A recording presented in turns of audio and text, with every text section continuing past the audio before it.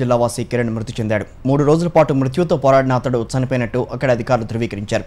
కిరణ్ కుటుంబానికి 5 లక్షల పరిహారాన్ని ప్రకటించిన ప్రభుత్వం మృతదేహాన్ని తీసుకొచ్చేందుకు అన్ని ఏర్పాట్లు చేస్తోంది. కిరణ్తో పాటు దాడిలో గాయపడిన శ్రీధరన్ ఆరోగ్య పరిస్థితి ప్రస్తుతం మెరుగుపడిందని తెలుస్తోంది. దక్షిణాఫ్రికాలో జాతి వివక్ష దాడిలో తీవ్రంగా గాయపడ్డ వరంగల్ జిల్లా ఆరేపల్లికి చెందిన సాఫ్ట్వేర్ ఇంజనీర్ కిరణ్ ఆసుపత్రిలో చికిత్స పొందుతూ మృతి చెందాడు.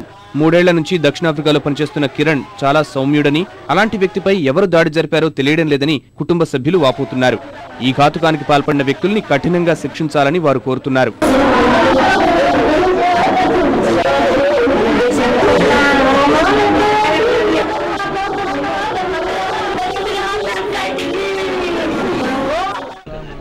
ఈ రోజు ఉదయం అక్కడ వాళ్ళ ఫ్రెండ్ ద్వారా చనిపోయిందని విషయం తెలిసింది. వాళ్ళు ఎంబసీలో విచారిస్తున్నారట. మరి బాడీ ఎప్పుడు వస్తుంది ఏందనేది ఇంకేం విషయాలు పూర్తిగా తెలియట్లేదు. ఎందుకు కానీ ఇంతవరకు పూర్తి స్థాయిలో సమాచారం ఇవ్వట్లేదు. ఎందుకంటే వాళ్ళు వాళ్ళు వచ్చి అటాక్ చేసిండు. ల్యాప్టాప్ ఇక్కుంటే వీళ్ళు వ్యతిరేకించేందుకు వాళ్ళు కాల్పులు జరిపిన అనేది విషయం వాళ్ళ ఫ్రెండ్స్ చెప్పిన విషయం తెలిసింది.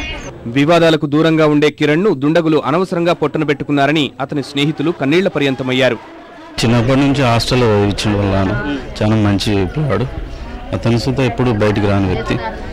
ఏదో ఒకటి సాధించాలనే ఉద్దేశంతో బయటికి పోవడం జరిగింది. ఇంటిని సుతా బాగా ముందుకు జరగడం జరిగింది. కిరణ్ కుటుంబానికి ప్రభుత్వం 5 లక్షల రూపాయల పరిహారాన్ని ప్రకటించింది. అతడి కుటుంబ సభ్యులకు ప్రగాఢ సానుభూతి తెలిపిన ముఖ్యమంత్రి మృతదేహాన్ని ప్రభుత్వ ఖర్చులతో తెప్పిస్తామన్నారు. కిరణ్ తో పాటు తీవ్రంగా గాయపడ్డ హైదరాబాద్ వాసి శ్రీధరన్ ఆరోగ్య పరిస్థితి ప్రస్తుతం మెరుగుపడినట్లు తెలుస్తోంది.